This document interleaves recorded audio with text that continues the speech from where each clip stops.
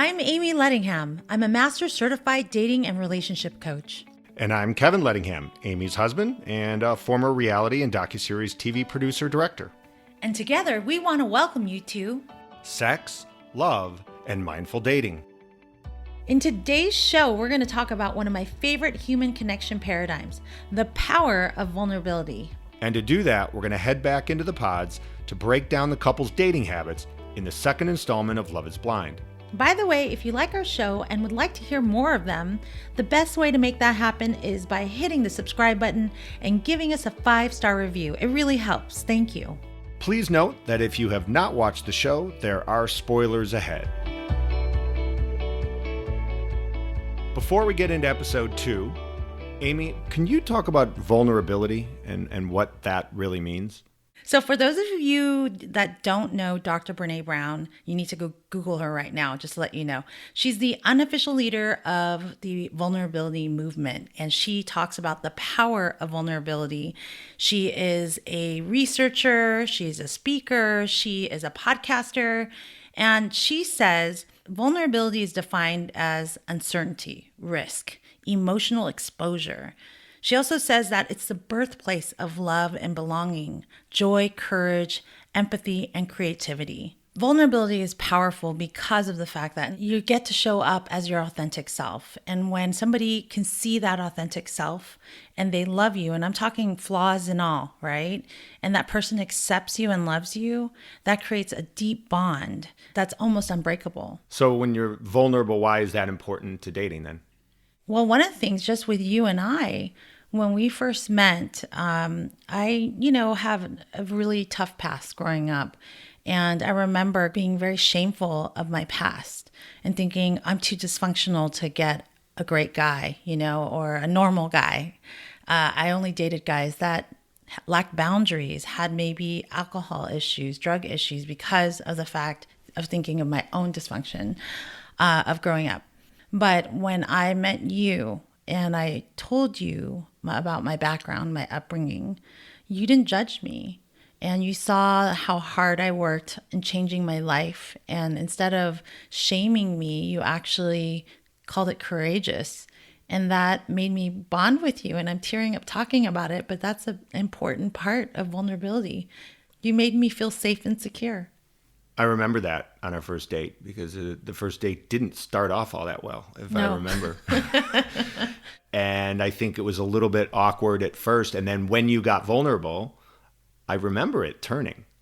I do remember it turning. And I remember specific stories too about that. And it wasn't just that you were vulnerable. I mean, the vulnerable part was important, but it was what you were vulnerable about. Yeah. It told me about your character. And that's what was the most important thing. And that's the mistake that a lot of people think vulnerability is about just sharing. And that's not it. It's really about owning who you are and demanding that acceptance that the person across from you accepts you exactly the way you accept yourself 100%. All right, so let's move on to Love is Blind. And then obviously as we move on through the show, we'll highlight some of the moments where vulnerability becomes a big part of the dating process. First up is Cameron and Lauren, who are arguably the stars of this series, and they get to meet each other for the very first time. And what happens? Tears coming out again. It was so hard to not cry because you could see how much love there was. And the two of them just so excited. And they looked like they belonged together. I'd actually seen the episode twice now. And even the second time I watched it, I went and teared up. They are just so bonded. One thing I saw in the two of them, and this is why I teach conscious dating, because I feel that they're both very self-aware people that are very conscious. They're wholehearted. They're not looking for someone to fill their gaps. They're already a full, confident human being, and they're looking for someone to add value to their life. That's a different type of attitude. They're very authentic, genuine, and they know themselves. So what we're seeing is two conscious people falling in love. And if you have another couple that is not conscious, we're not going to see that. No. If you have two people that aren't mindful or self-aware, that haven't worked on themselves and still have a lot of baggage, you're going to see those two types of people will connect. And that's going to be a lot of difficulties. And I think that's why, as we go down the line, some of those couples do mimic that. So that is a perfect segue into Mr. Ukulele himself, Barnett. Now, Barnett doesn't just have one woman he's going after, not two, 3 women in pods that he is very much into. That's Elsie, Amber, and Jessica. So, Amy, tell me, what do you think? Is it possible for someone to be connected, not interested, but connected to 3 different women at the same time? Absolutely, you can. You can have a connection with each person in a different way. In the real world, I actually believe that it's important to date multiple people at the same time. I would use an example of buying a car. You wouldn't go and buy the first car you drove, right? You would actually go to different dealerships and look at different cars and different features. So I think it's smart to know your options before you make a final choice. And I think that's what Barnett is doing in a way. There are parts of these women that he really connects with in different levels. But the problem is he doesn't really know himself. So he's not clear of why he's connecting with them. He just knows he connects with them. When we first started dating, how many people were you dating? Well, I'm far from a player, but I was seeing 4 different guys, and including yourself, as you're the 5th guy. I remember there was a few of them. We gave them all nicknames, by the way, to keep track. I remember Yard House, who aptly worked at Yard House. There was the guy in the overalls. What was his nickname?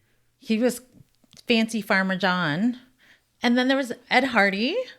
Ed Hardy, like the T-shirts. Yeah, he liked to wear a lot of Ed Hardy clothes.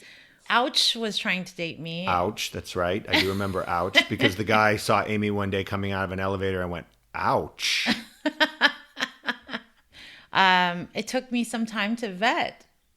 And I was honest. I told Kevin, I said, hey, listen, I'm dating multiple people, but I'm not sleeping with any of them. I'm just getting to know them. I'm doing this so I can pick the right one. I'm not doing this to just date and fill the void. So if you're okay with that, let's keep dating. And we kept on dating. So That's true. And by the way, full disclosure, I was dating no one else.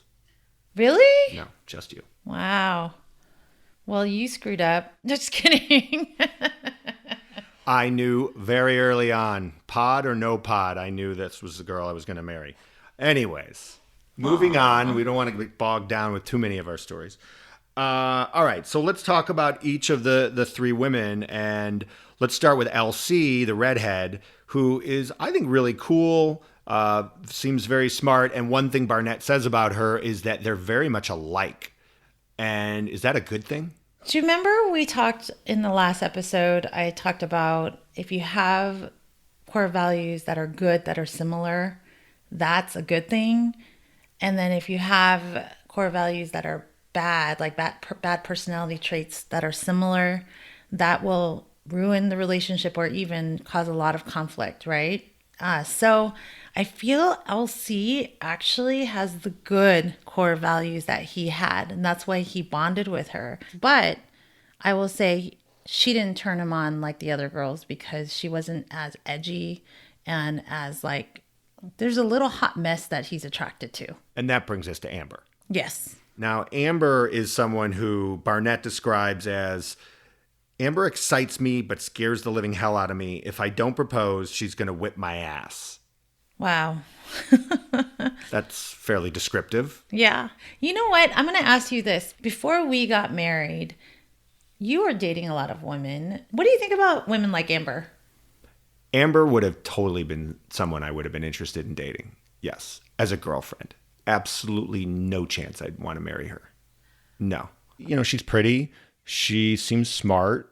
She is vulnerable at times, and she's definitely a lot of fun. And I think Barnett sees that too. But the thing is like when you're looking for a long-term partner, there are a few red flags that would probably keep me from wanting to ask her to marry me. And I think things that Barnett says are pretty clear. Like, you don't want to piss her off or she's going to get super mad. I don't know what they talk about in that pod, but it seems like some stuff happened that Barnett is a little bit afraid of her. And she also seems like she's a little immature, like she's finding herself a little bit. And I think if you're looking for a long-term partner, you want maturity and someone who's going to make good choices in their life. And I'm just not sure Amber is that person.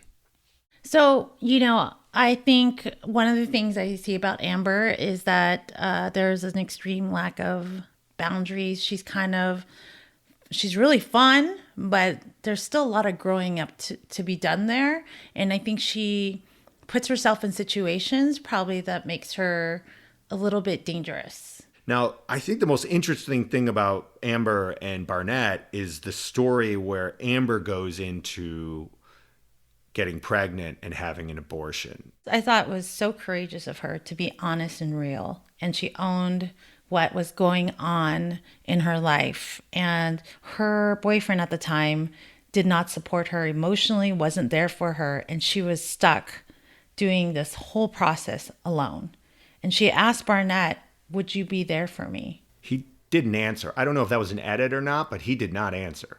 I know it was a silence for a little while.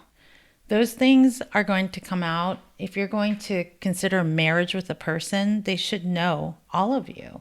And if they're going to judge you on it, and if they're going to tell you that what you did was wrong, then your core values don't align and it's not going to work. So it was good that she brought it up. And because of her vulnerability, she created a connection with Barnett in a deep way, more than just the party fun girl. Door number 3, or in the case of this show, pod number 3, is Jessica. Now, Jessica has been totally into Barnett from the get-go, but everything's a little bit murky here because not only does Barnett have his 2 other options, but Jessica's been kind of courted by Mark. So what do you think about this little group of Barnett, Mark, and Jessica? I will say, Barnett has been very transparent. He was honest with how he felt when she came in and asked him, do you still feel the same about me as you did last night? And he couldn't answer. And he was like, well, what we're seeing is just a lot of lack of self-awareness, active listening, and she's not really reading between the lines. I think if she was more vulnerable with Barnett, she would have gotten Barnett. Yeah, she didn't ask. She would just started attacking him and saying, you don't know what you want, and just biting. I mean, just really hurtful words. And I understand because she feels hurt, but there's a way to approach it.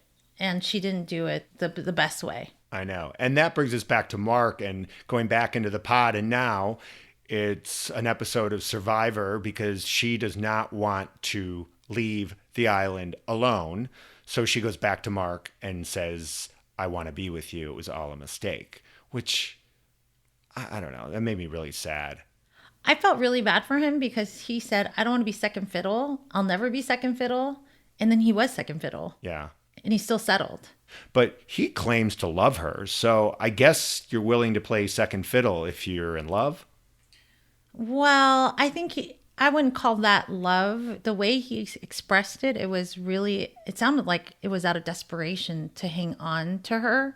He could feel he was losing his grip on her. Well, the way that Lauren and Cameron say I love you is heartfelt and real. But then Mark and the way he used love was more of a... just throwing it out there. And he says, I don't just care about you. I love you. It's crazy. But he didn't say, I love you. He goes, I love you. It's crazy. Quickly. Yeah. And that was the first time he probably used that word. That's just not the way the word love should come out the first time. I remember where I was when I said I loved you. Do you? Yes. Where was I? We were in my loft, my apartment. We were laying in bed. Yeah, I don't know why. We weren't doing anything kinky. We were cuddling. I don't know why I picked that particular moment. It just hit me. And you turned over and you actually teared up. I loved that. You teared up. Okay, by the way, everyone thinks I really cry a lot. I don't cry all that much. It just happens to be in this show and when I said I love you to my wife. So that's it. I mean, when you think about moments of love, They should be more like moments of feeling, not moments of argument and despair and control. Yes. And I think he was using it as a way to kind of reel her back and saying, I love you, you can't leave, rather than saying, I love you because it's a feeling I have. I will say the word that you mentioned sticks with me and Mark is the word control. Everything that he does in a way is to help control the situation so he can conquer rather than consciously choose. And I see that, and I'm hoping as we watch the next episode it changes, but that's what I'm seeing. The interesting thing, I always imagine, these contestants, they see the show later. They see the missing gaps. Can you imagine being in the room and watch Mark watch the scenes with him and Jessica, then Jessica and Barnett? I mean, it will probably change the way he looks at Jessica. And if they are together, it's going to be fascinating to hear. Oh my gosh, that's true. It's going to fill in a lot of blanks. I'd like to take a moment to talk to you about my free ebook, 5 Dating Traps to Avoid. It gives you tips to avoid all the traps that make your heart break. So go to amythedatingcoach.com, and that's spelled AMIE, thedatingcoach.com.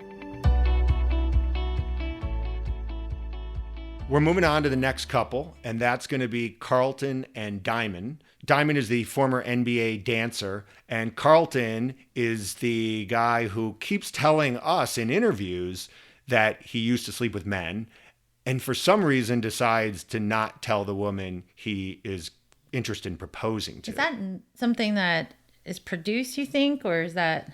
At one point I started thinking, do you think the producers are actually telling him in advance not to do it until you propose with someone? Because if I was a producer, that's what I would do. I'd be like, let's hold off on this. This is great. This is going to create drama. But my understanding is the way this show was set up is everybody went into pods, met everybody else, and then they would start keeping a list of who they wanted to talk to. And if the person that they wanted to talk to them back, then they could go back into the pods. Oh. So the first part is like speed dating, and then after that, they get to talk to the people that match with them. Exactly. So as the other person wrote, I want to talk to Diamond, but Diamond didn't want to talk to that person anymore, they wouldn't force that. They're done. Interesting. I did not know that. So Carlton and Diamond were clearly interested in each other, and he probably doesn't want to tell someone he's not interested in. Maybe he's like, I don't need to share that with someone I'm not interested in. So early on, not something you need to share. But right before he's going to propose, you think he's going to tell her because he's so obviously interested in telling the audience. He just doesn't.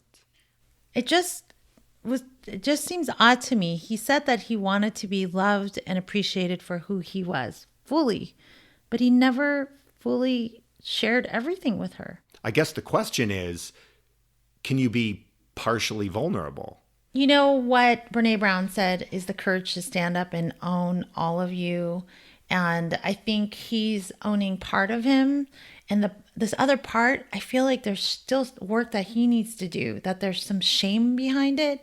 He's constantly saying, no one's ever accepted me fully.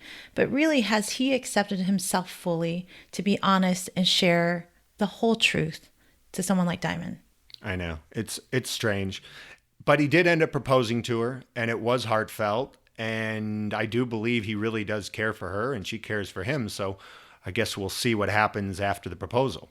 That makes them couple number 2 to get engaged. Let's move on to Kenny and Kelly.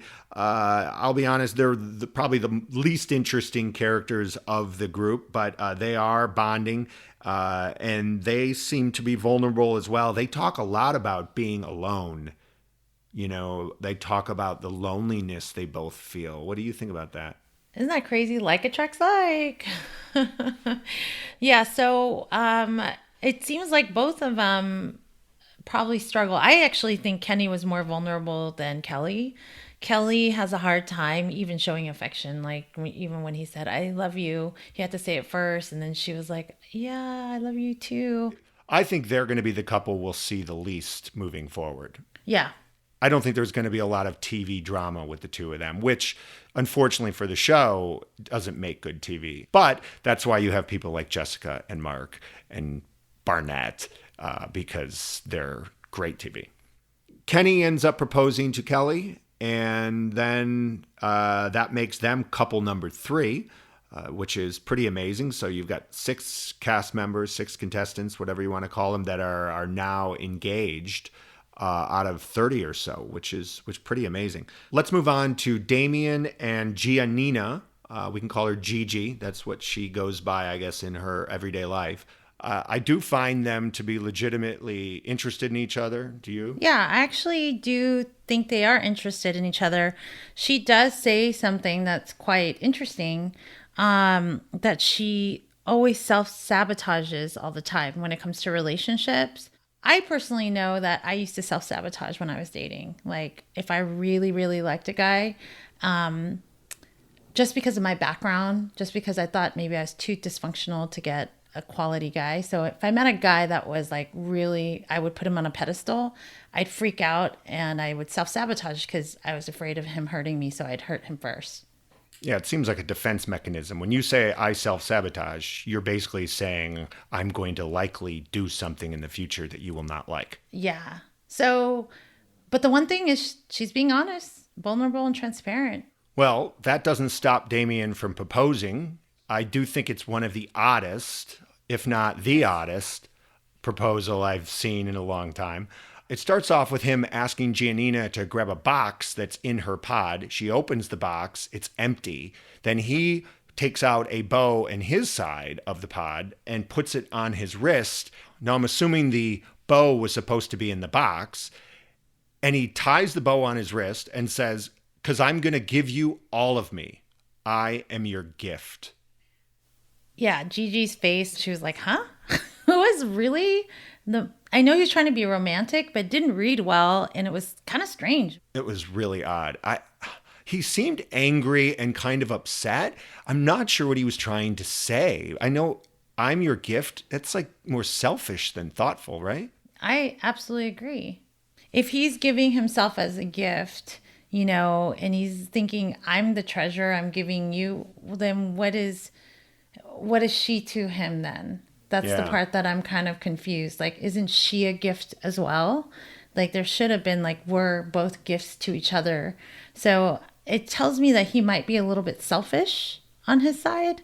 And I'm sure we'll see more of what happens in the next episodes. So after he says, I'm your gift, he does get on one knee and asks Gigi to marry him. Yeah. And then there was a long pause, really long one, and they acted out. They did. They ended the show on that proposal, which was a good act out. And it did look like she really paused. Sometimes shows can actually like manipulate the pause, but you could see he got up from one knee. There was a real pause in there. So we don't know what she's going to say. We'll have to wait till episode 3 to find out if Gigi accepts Damian's proposal. That brings us to the end of this episode for the show. But I think now we should dig into some of the takeaways that you have for our listeners out there. Number 1 is to understand the power of vulnerability. It's okay to let people get to know your innermost feelings and life experiences by being vulnerable. Know that vulnerability does create deep connections. And in order to be vulnerable, you have to take risk. You have to show up. And sometimes you may get rejected or judged, and it's okay. You need to accept yourself 100%. Takeaway number 2 is before you commit, do not omit. We talked about Amber's abortion story. She was very honest with Barnett, and that built a bond for them. Now look at someone like Carlton and Diamond, where he withheld that information. That's going to be something that can be very damaging because trust is a very important part of vulnerability. And when you omit information, you are creating the lack of trust in your relationship. My last takeaway is to use vulnerability to screen people in or out of your life. So if you share something very intimate and important to you, sit back and watch how the person reacts. Whether they accept it or don't accept it lets you know whether they belong in your life or not. Well, that's the end of the show today. We want to thank everyone for listening. Yes. And hopefully next week, episode 3 will be even better than episode 2. It's been a fun ride so far. Now, before we go, though, please remember, if you like the show, hit the subscribe button, give us a 5-star review. It'll help us get more shows to your ears. And also, let's say you want to talk to me privately, come to my website. It's amythedatingcoach.com, AMIE, thedatingcoach.com, and let's talk about your love challenges. Until the next time, remember, if you want to be a mindful dater, you have to take charge of your love life. adios. Bye-bye. Bye.